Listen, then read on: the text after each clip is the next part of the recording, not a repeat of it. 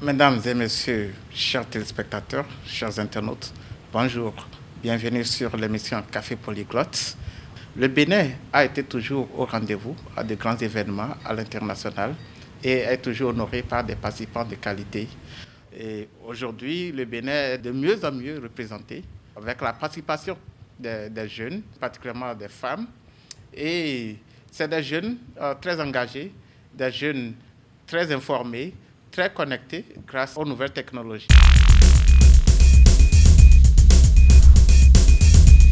Pour le Bénin, aussi bien que pour les délégués, la participation à ces événements présente autant d'opportunités que de défis.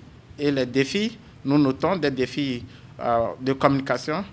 Pour en parler aujourd'hui, nous recevons sur ce plateau 5 jeunes, dont 3 femmes, des jeunes qui font la fierté du Bénin au pays et aussi à l'international grâce à leur engagement. Ils ont brillamment représenté le Bénin à la COP27 en Égypte. Tout de suite, je vais leur donner la parole pour qu'ils se présentent et parlent un peu des organisations auxquelles ils sont affiliés. Je vais commencer par ma gauche. Merci beaucoup, monsieur.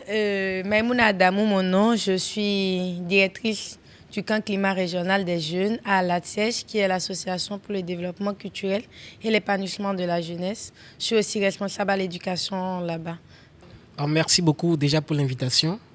Je réponds au nom de Salem Ayinan. Je suis jeune activiste pour le climat et je milite au sein de la plateforme des jeunes auprès de la Convention 4 des Nations Unies sur les changements climatiques Nyongo, qui a facilité mon accréditation pour la COP27.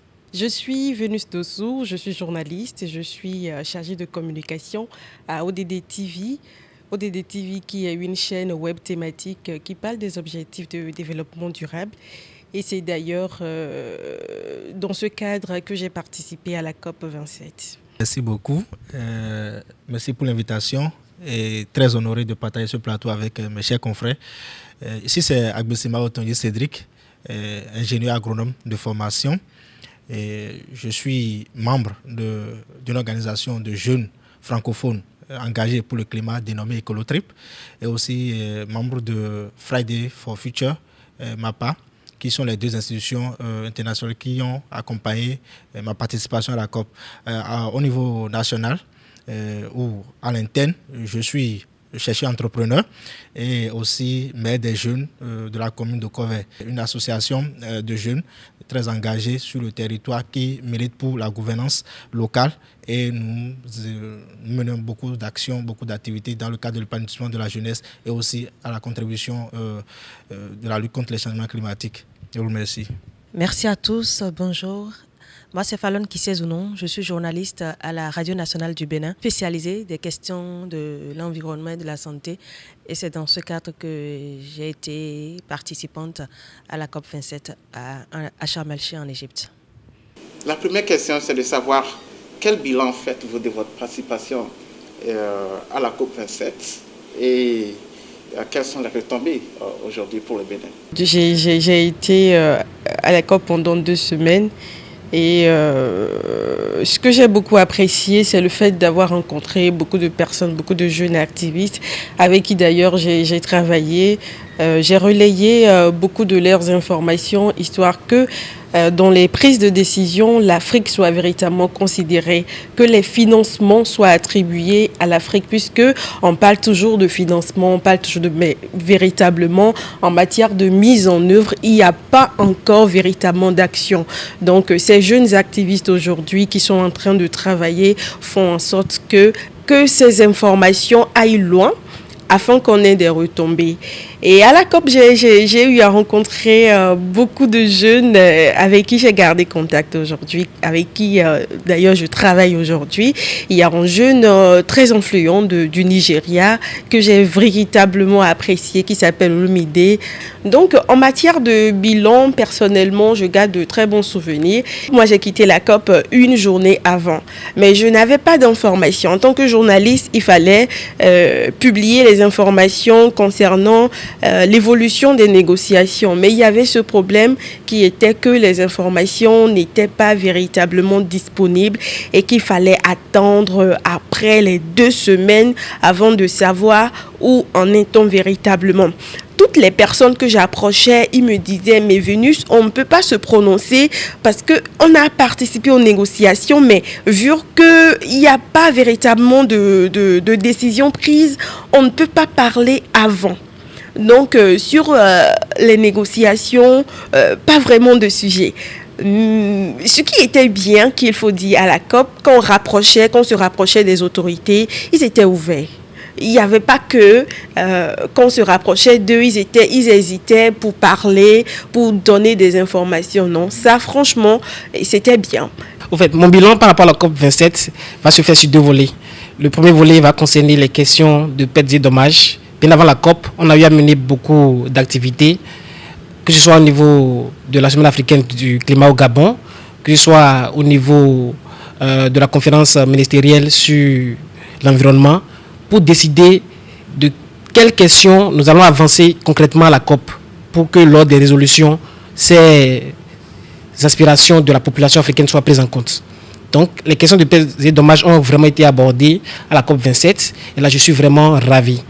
Le second sujet qui m'a beaucoup intéressé, c'est l'éducation sur les changements climatiques. Parce qu'aujourd'hui, beaucoup de jeunes ne sont pas informés sur ce qu'on appelle changement climatique. Même s'ils sont informés, ils ne savent pas comment est-ce qu'il faut s'engager dans l'action climatique pour apporter une plus-value dans ce domaine-là. Donc, avec la plateforme Yungo que je représentais, nous avons travaillé avec l'UNESCO pour élaborer un curriculum sur les changements climatiques et nous avons présenté lors du panel ministériel sur l'éducation climatique en présence des ministres et des cadres de la Convention cadre des Nations Unies. Nous avons demandé que désormais il y ait cette insertion-là des questions liées au changement climatique dans les curricula de formation. Donc au moins pour moi, en termes de bilan, ces 2 éléments phares qui ont permis quand même, qui font partie des résolutions m'ont vraiment encouragé. Je ne suis pas tellement satisfait, mais tout au moins ces questions ont été abordées. On sait qu'à la COP28 actuellement, on va continuer tous les échanges pour évoluer. Avant d'aller à la COP, comme le disait Salem tout à l'heure, on a eu une pré-COP. Nous avons suivi beaucoup de formations pour s'imprégner des thématiques. Comme il le disait, il ne faut pas aller à la COP pour faire du tourisme ou juste qu'on a envie d'aller à la COP. Il faut aller parce qu'on a un but. On a notre feuille de route, on a nos idéologies qu'on veut défendre. Et actuellement, on est dans une logique où le Bénin veut beaucoup plus inclure les jeunes dans le processus de prise de décision. Donc, je pense que c'est dans cet article qu'on a été envoyé à la COP27. Notre participation a été soutenue par UNICEF et ses partenaires. Donc, à la COP, on a mis en œuvre ce qu'on a appris avant la COP. On a parlé de l'adaptation, des pertes et dommages. On a parlé de la justice climatique, des finances climatiques et du genre, l'inclusion du genre dans le climat. On a parlé de l'eau et le climat parce que nous étions tous 4 profils variés et il fallait défendre quand même ces thématiques-là. Et je pense que la COP a été, je ne dirais pas une réussite sur le plan global, mais en termes de renforcement de capacité, moi, je dirais que ça a été une réussite pour moi. J'ai appris beaucoup de ce qui est de négociation, comment négocier, comment aller dans les salles de négociation, comment prendre la parole, quoi faire. Et quand tu représentes tout un pays, comment et à quel moment tu dois prendre la parole et ce que tu dois dire. Donc, on a été affecté à des négociateurs de notre pays, des points focaux. On a été dans des salles de négociation, on a appris, on a négocié avec eux. On est sorti quand même, je dirais, tête haute parce qu'on a eu quelques retombées positives en ce qui concerne les points que défendait le pays, le Bénin. Et non seulement j'ai représenté la jeunesse béninoise avec mes collègues et avec mes chers collègues qui sont sur le plateau avec moi, que j'ai eu le plaisir de retrouver là-bas, avec qui on a beaucoup milité au pays avant de se retrouver là-bas et militer pour la même cause. J'étais avec Écolo Trip, qui est aussi une organisation internationale de jeunes, pour quand même militer pour les jeunes francophones, parce que les jeunes francophones sont beaucoup laissés pour compte dans ce genre de conférence-là, qui est beaucoup plus anglophone, je dirais. Donc, je dirais que ça a été vraiment pour moi un creuset de renforcement de capacité et de réseautage, comme le disait Venus tout à l'heure. Le réseautage a été vraiment de taille, je dirais, puisque il faut connaître les gens. On ne tisse pas en même temps les relations, on ne trouve pas en même temps le partenaire qu'on cherche, mais après la COP, après l'événement, on arrive à voir ce qu'on veut de la personne. On arrive à apprendre de cette personne-là après avoir tissé les relations. Donc, je dirais que networking, oui. Renforcement de capacité, oui.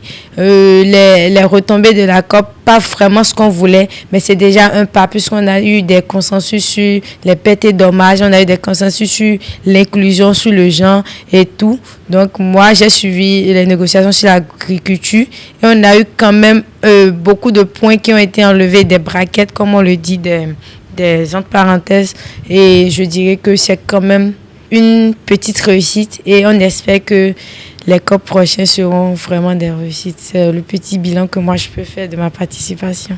Et il faut avouer que notre participation à la COP 27 était de façon globale positive de notre côté, parce que déjà l'un de nos objectifs c'était d'aller porter la voix de la jeunesse, de faire entendre et de faire savoir ce que nous faisons déjà au niveau local en termes de contribution à la lutte contre les changements climatiques, ce qui a été vaillamment fait avec mes associations dont j'étais là-bas, Écolotrip.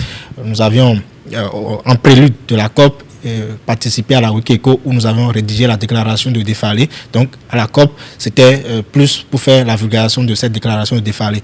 Avec MAPA, Friday for Future, nous avons beaucoup milité pour la justice climatique et plus précisément pour les questions liées aux petits dommages. Donc nous avons fait plusieurs manifestations pacifiques sur les lieux, ce qui a quand même pour nous a eu un effet, parce qu'à la fin les résolutions qui ont été issues, cette question a été retenue. Il y a un fonds qui doit être créé à cet effet, et donc la COP 28 sera la COP qui va définir les mécanismes de mise en place de ces fonds.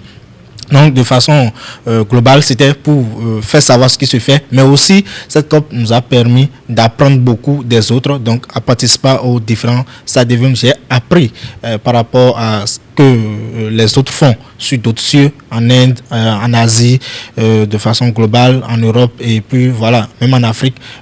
Voilà. Donc, ça a été un grand bilan, un bilan positif de mon côté. Et donc, je pense que si il faut y repartir, je dois repartir.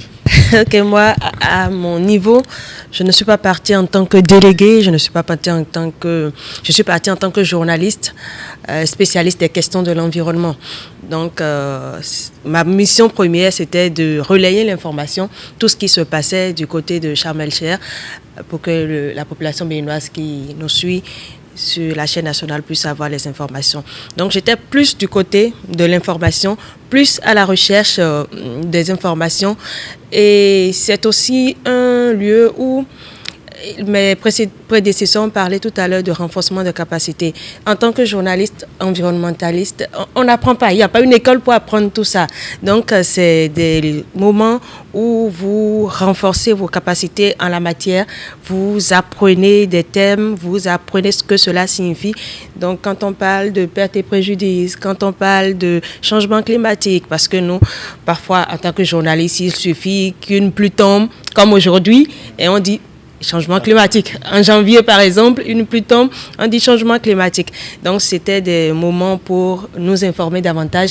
Quand parler de changement climatique, qu'est-ce qu'il faut comprendre par carbone, les puits carbone. Donc, de ces expressions, peut-être qu'on utilisait sans connaître les fondements, mais qui, de par les échanges, de par les side events, de par les rencontres, les B2B, on a eu plus d'informations. Donc, c'était une très belle expérience que s'il faut revivre, je vais le revivre. Aussi, pour la revivre, je vais la revivre. Voilà, une belle expérience. Merci. Alors, un événement comme la COP, c'est un événement qui rassemble beaucoup de participants de différents pays, de différentes cultures et donc de différentes langues, évidemment. Et pendant la COP, certainement, il y a eu la B2B, comme vous avez parlé, comme vous avez dit, et des groupes de travaux de groupes, des thématiques. Alors, c'est des échanges qui doivent se faire avec d'autres participants. Donc, certainement, nécessite aussi une certaine compréhension, la communication entre vous. Vous avez parlé tout à l'heure de la pré-COP.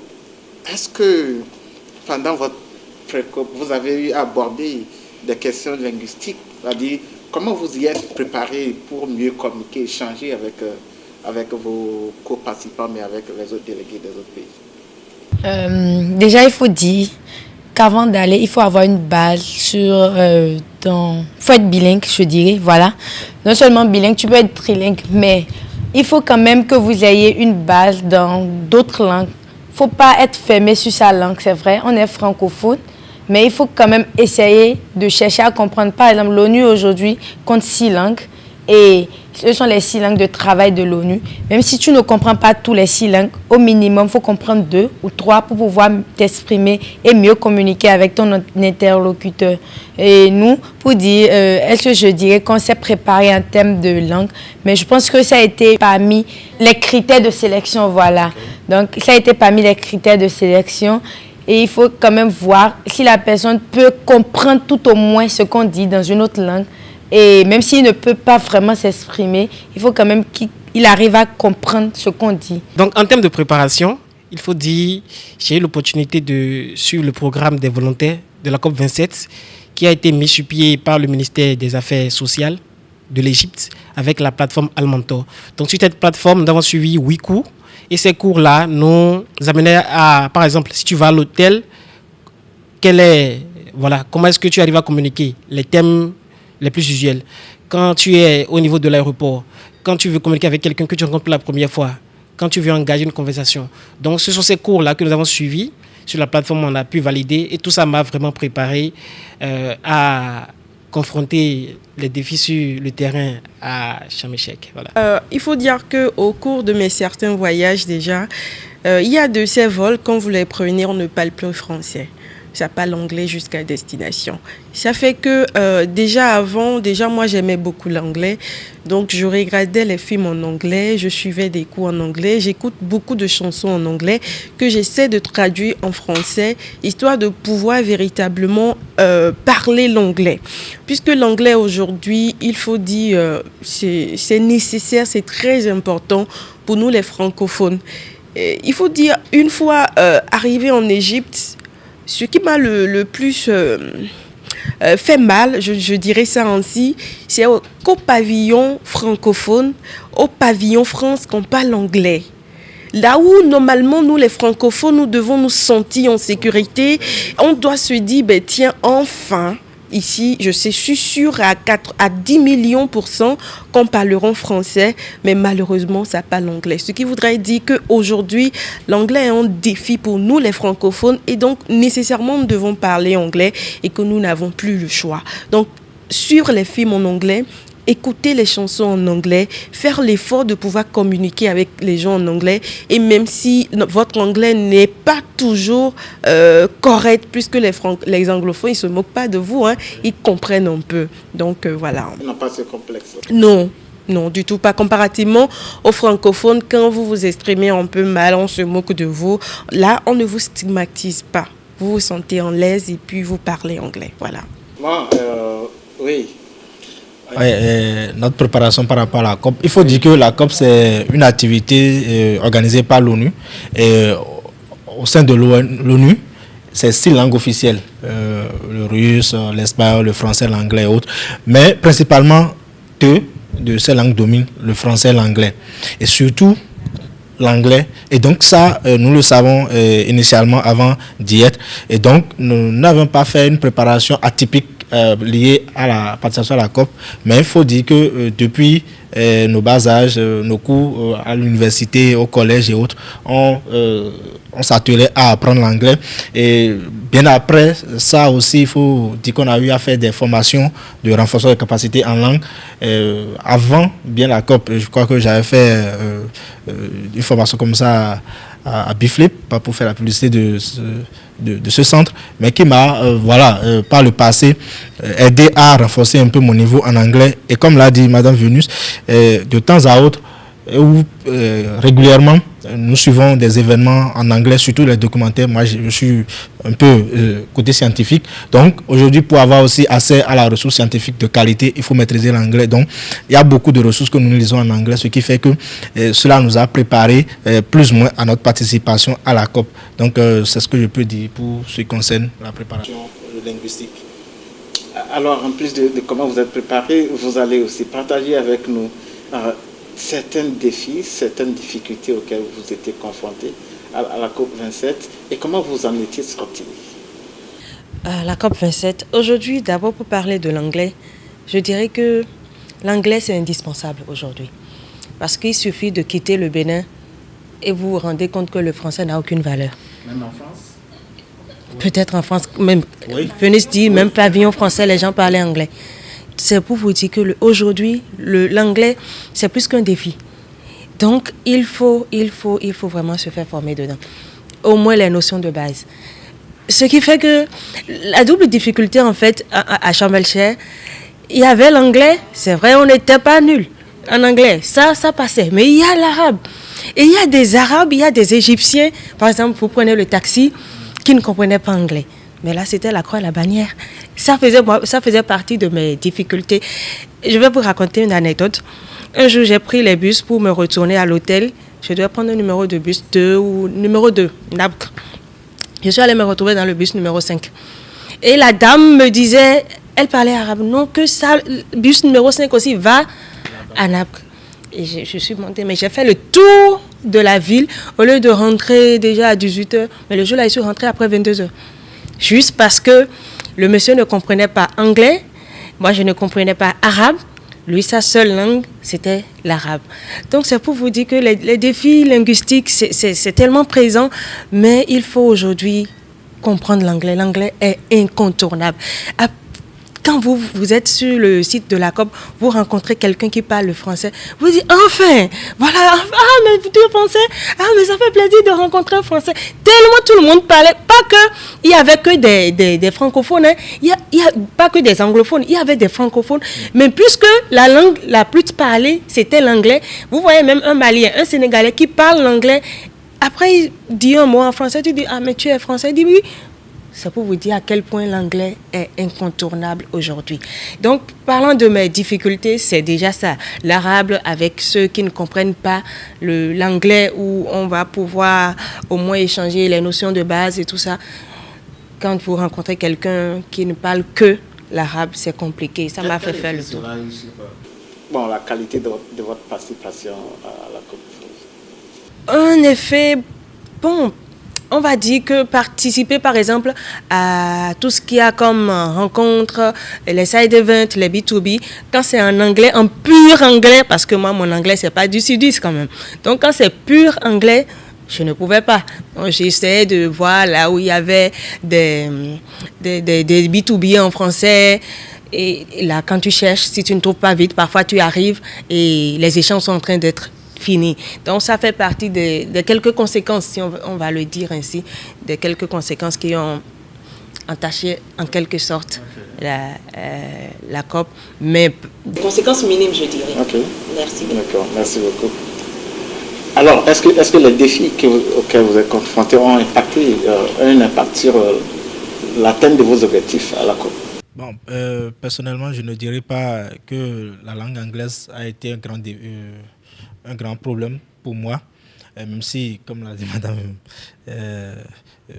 Fanol, mon anglais n'est pas 100% net, mais je peux dire que le fait d'avoir un prérequis m'a permis de participer à plusieurs rencontres, d'avoir des contacts, d'élargir mon carnet d'adresses surtout, de fonder des collaborations où voilà.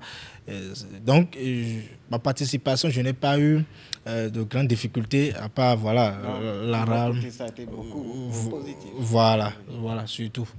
Merci beaucoup. Alors, tout à l'heure, tu disais que la COP, c'est un événement un peu anglophone. Alors, pouvez-vous en dire plus? Les défis, les impacts sur la qualité de votre participation? Les défis, je dirais, pour moi, c'était pas vraiment un problème.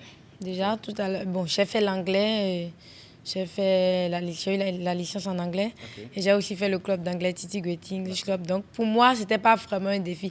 L'autre problème, c'était vraiment l'arabe, qui fait que les Arabes, même quand tu parles anglais, ils ont une manière, je ne sais pas si c'est leur accent, non seulement ils ne comprennent pas vraiment, mais aussi quand ils veulent te parler, ils ne sont pas posés. Ils vont. Et c'est à croire que tu es obligé de comprendre, en fait. Moi, le problème que j'ai eu, je comprends l'anglais, mais des fois, je veux te parler le français pour te montrer qu'on est francophone. Ok. Je ne sais pas, hein, mais c'est vrai qu'on dit qu'il faut apprendre l'anglais, mais pourquoi les Anglais n'apprennent pas le français? On n'est pas obligé d'aller apprendre l'anglais. L'ONU compte 6 langues. Je parle dans ma langue. C'est en ça que j'ai aimé les Chinois, par exemple, à une conférence. Ils ne vont pas te parler le français ou l'anglais. Quand ils prennent la parole, ils parlent en chinois. Quand les Mexicains prennent la parole, ils parlent en espagnol ou en italien. Mais pourquoi nous, on est obligé d'aller apprendre l'anglais? C'est vrai, on doit apprendre pour comprendre l'autre. Mais moi, à la COP27, je me forçais à parler le français à l'autre et dire « I'm from Benin ». Je suis du Bénin et on parle le français chez moi. Essaie de comprendre ce que je dis, j'essaie de comprendre ce que tu dis et on communique. C'était un défi, oui, mais c'était pas un truc que je voulais vraiment relever. Mais je voulais vraiment faire comprendre qu'il faut aussi que les francophones, nous arrivons à nous révéler. Et ça, pour se révéler, il faut aller apprendre l'anglais, il faut comprendre ce que l'autre dit et maintenant lui répondre en français et lui dire toi-même, va apprendre le français. Et tout le monde, là, quand on sera tous bilingues, on va mieux communiquer, on va mieux se comprendre. C'est comme dans les couples, il faut avoir des compromis. Je te comprends, tu me comprends, et bien la vie continue.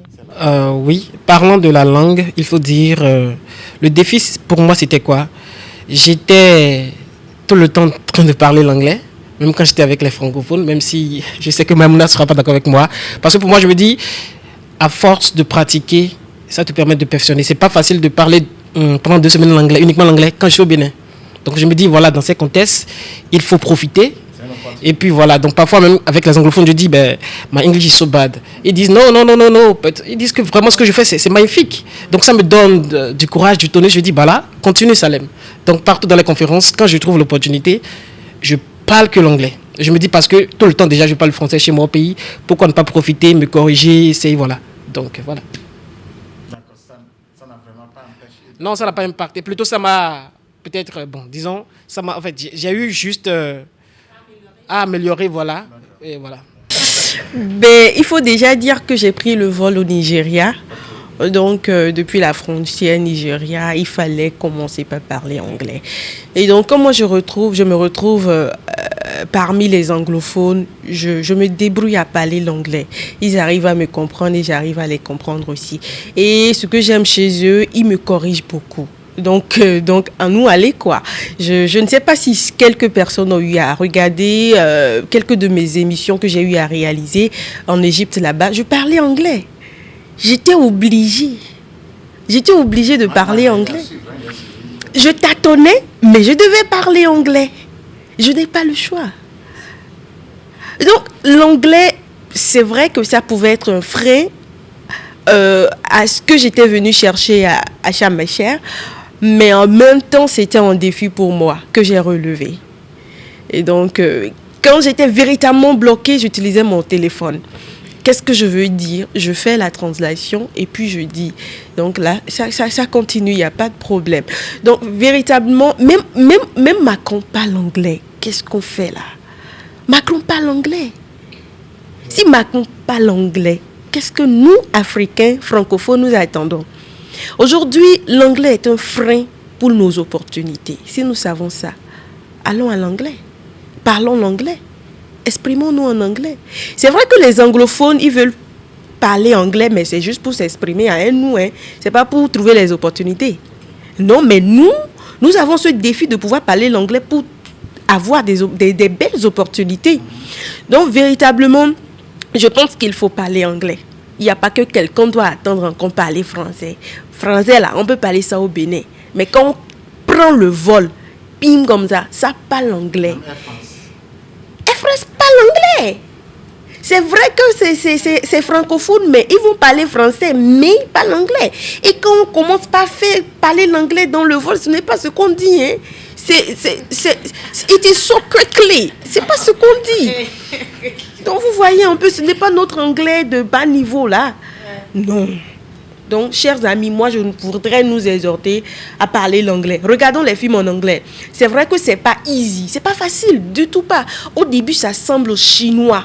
Mais on dit qu'on parle l'anglais en écoutant, c'est-à-dire inconsciemment, votre conscience va commencer par parler l'anglais parce que vous avez déjà reçu l'anglais. Vous ne comprenez pas, mais inconsciemment, vous allez parler l'anglais. Donc voilà, ça un peu. La prochaine COP, ce sera à Dubaï. Est-ce que vous y serez? Oh, très belle question. Si je serais, je ne sais pas. Vous savez que il faut avoir le financement. L'accréditation, c'est rien du tout. Déjà, ODD TV est accrédité, donc nous participons à la COP. Mais il faut avoir le financement. C'est le gros boulot derrière. Il faut avoir l'argent. Si nous n'avons pas l'argent, nous ne pouvons pas participer. Donc jusqu'à là, on ne peut pas dire si véritablement nous allons participer à la COP 28 ou pas. Surtout que nous savons qu'à Dubaï, les choses coûtent excessivement cher. Et quand il y a la COP, les choses coûtent encore 3 fois plus cher. Donc, il faut s'attendre, il faut chercher du financement. Et là, je pense qu'à travers cette émission, nous allons exercer les bailleurs à pouvoir... Oui, c'est un appel que nous sommes en train de lancer aux bailleurs de pouvoir nous financer à participer à la COP. Qu'est-ce que nous donnons en retour? Nous allons négocier. Tout d'abord, je vais demander ou bien exhorter tous les prochains délégués aux différentes conférences comme la COP, puisqu'il y a plusieurs conférences, plusieurs événements, de commencer déjà par s'apprêter. Parce que dès que vous traversez la frontière Bénin, c'est l'anglais. Même dans le vol partout, c'est l'anglais. Et si vous ne comprenez pas, comment vous demandez aux autres qu'est-ce qu'ils sont en train de dire? Donc franchement, aujourd'hui, il y a beaucoup de moyens pour pouvoir se former en anglais. Si vous n'avez pas peut-être le temps d'aller dans un institut de formation, vous pouvez tout au moins suivre les films, les documentaires, écouter des chansons en anglais, tout le temps. Vous voyez, à force de pratiquer, ça vous permet de capter. Voilà. Donc, vraiment, il faut s'accrocher à l'anglais. Il y a tellement d'opportunités que moi j'ai pu saisir et que je n'aurais pas pu saisir si je ne comprenais pas l'anglais. Il y a des instances où parfois tu es pratiquement le seul francophone, tu te dis, mais qu'est-ce que je fais ici?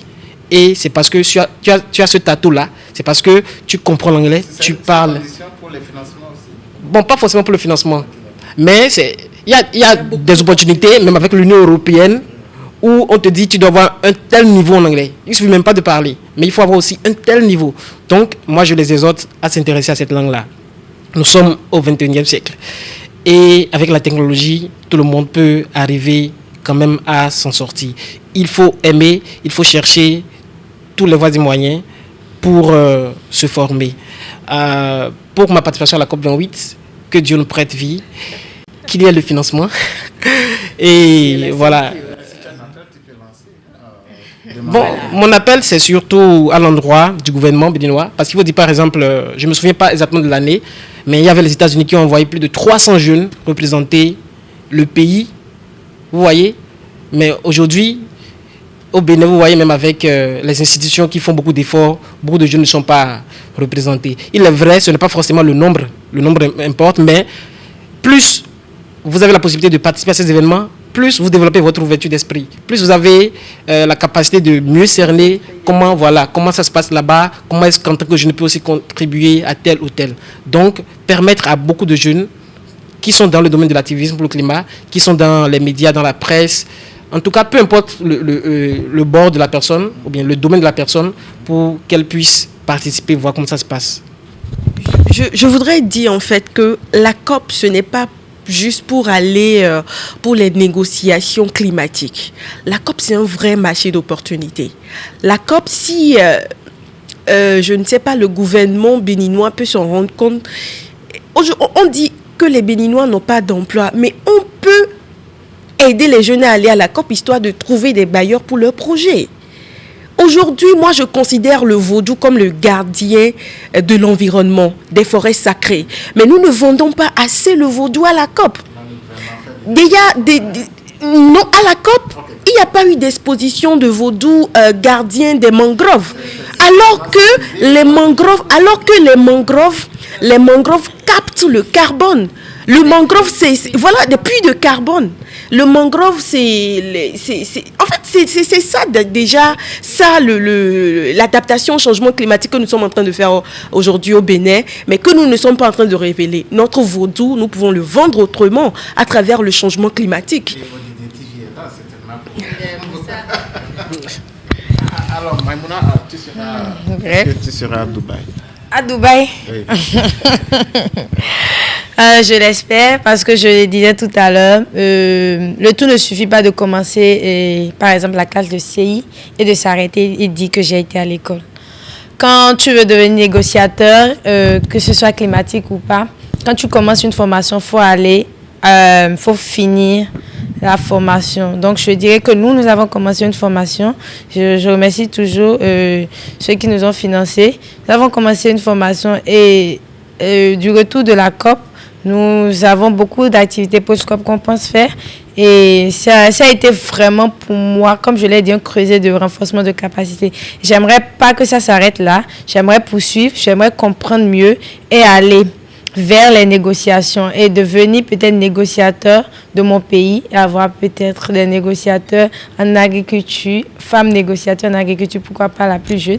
Donc voilà, la COP28, ça serait bien que je participe, que ce soit en ligne ou en présentiel, pour pouvoir quand même renforcer mes capacités là-dedans. J'aimerais revenir par rapport à la question linguistique.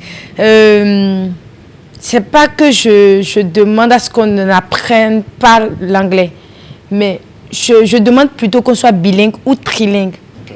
Si tu ne peux pas être trilingue, il faut être bilingue tout au moins pour comprendre et pouvoir communiquer. Mais il ne faut pas aussi oublier qu'on a quelque chose à préserver. Si tout le monde entier devient anglophone, que seraient les pays francophones?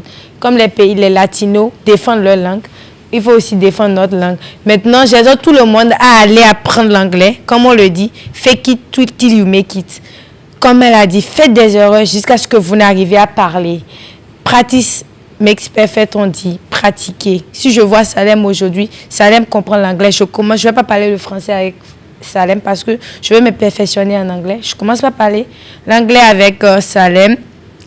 Et je le dis toujours, on est jeune, il faut aller chercher la connaissance, il faut aller apprendre. Donc, je vais demander à tous ceux qui nous regardent aujourd'hui d'aller apprendre l'anglais. Si vous ne pouvez pas apprendre l'anglais, apprenez l'italien, apprenez une langue qui peut vous faire sortir du pays. Il y a beaucoup d'opportunités au pays. Il faut aller apprendre et revenir, donner ce qu'on a appris au pays, venir construire notre pays et développer le pays. Donc, le bilingue peut nous amener loin. Il y a beaucoup d'opportunités avec l'anglais.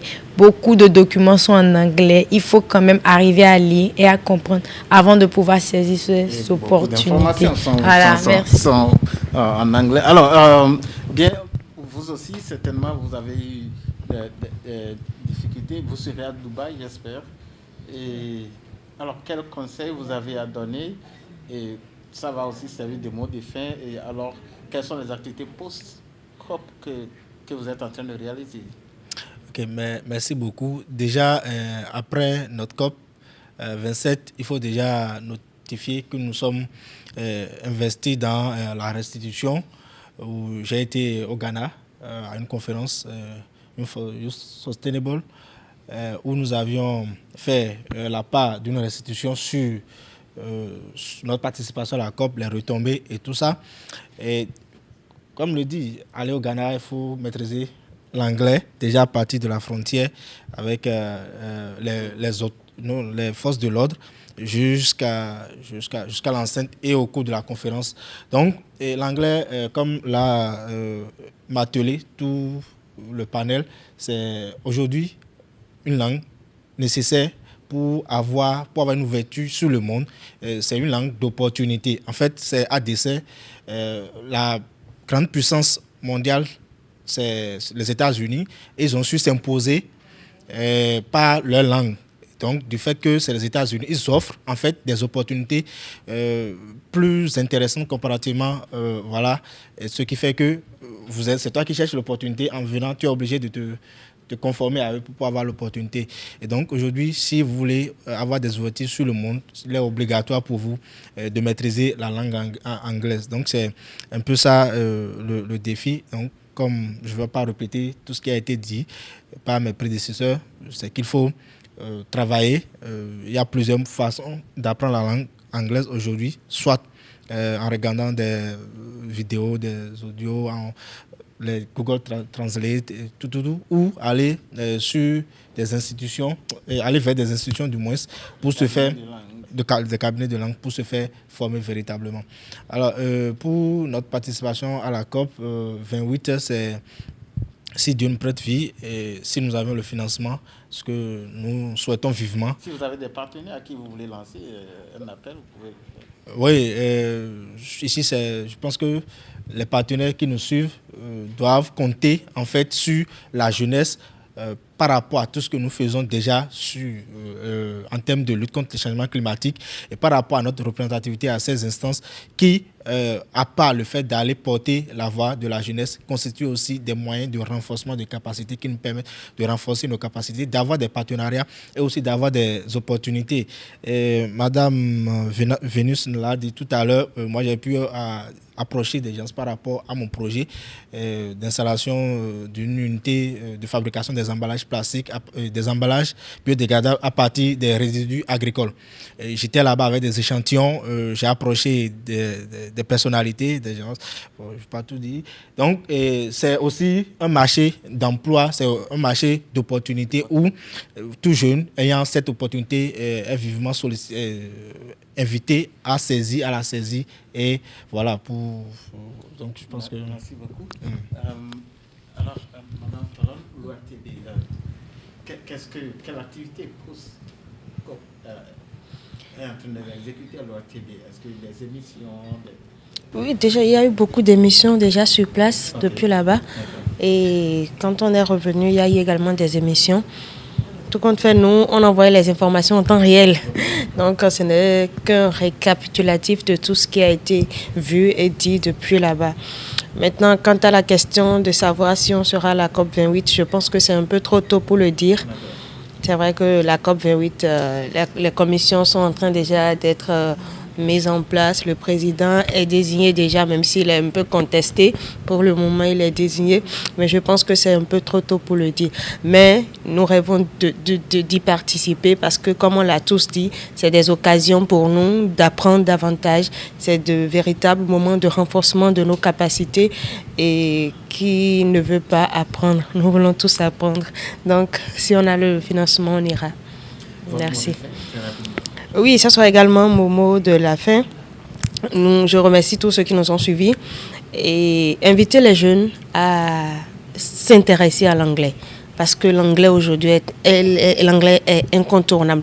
Vous dépassez les frontières du Bénin, le français est oublié et c'est l'anglais. Donc intéressons-nous à la chose parce que depuis, à l'école déjà, au cours secondaire, parfois on n'a pas envie, on se dit non, ce n'est pas ma langue.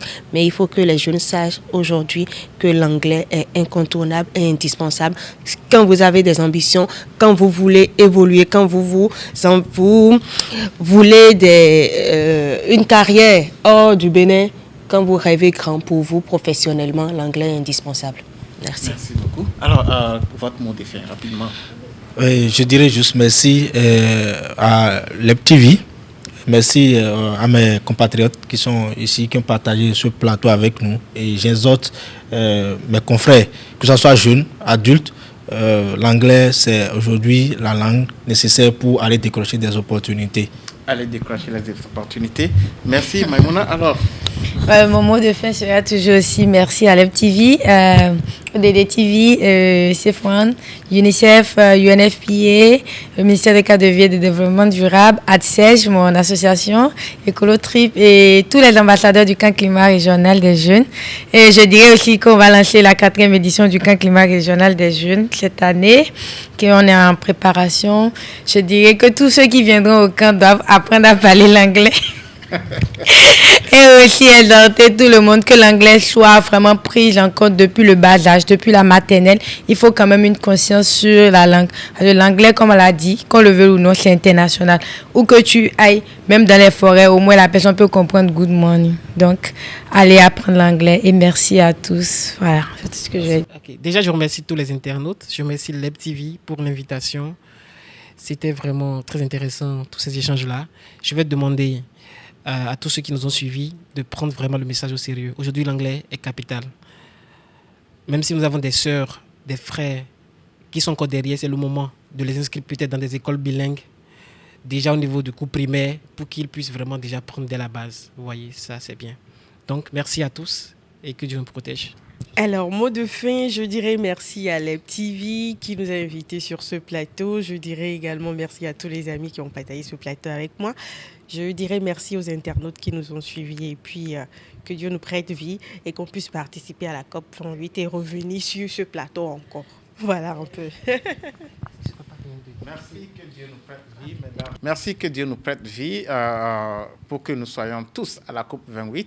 Leb TV n'y sera peut-être pas, mais nous espérons que vous serez tous là, que vous revenez aussi partager. Mais pour les prochains délégués, vous êtes avertis, l'anglais est très très important. Si vous ne l'avez pas encore fait pour votre pré-COP, allez vous préparer. Et alors, je dirais aussi que les cabinets de langue, vous voyez, le besoin est là. Alors, si vous devez vous préparer vraiment à recevoir tous ces mondes-là, parce que tout le monde est appelé à voyager, à sortir. Les écoles bilingues aussi, pour prendre les enfants en bas âge, pour que l'avenir du Bénin, l'avenir de l'Afrique, soit un avenir beaucoup plus radieux, parce que les opportunités, elles sont nombreuses un peu partout dans le monde. Mesdames et messieurs, merci de nous avoir suivis et à très, très bientôt.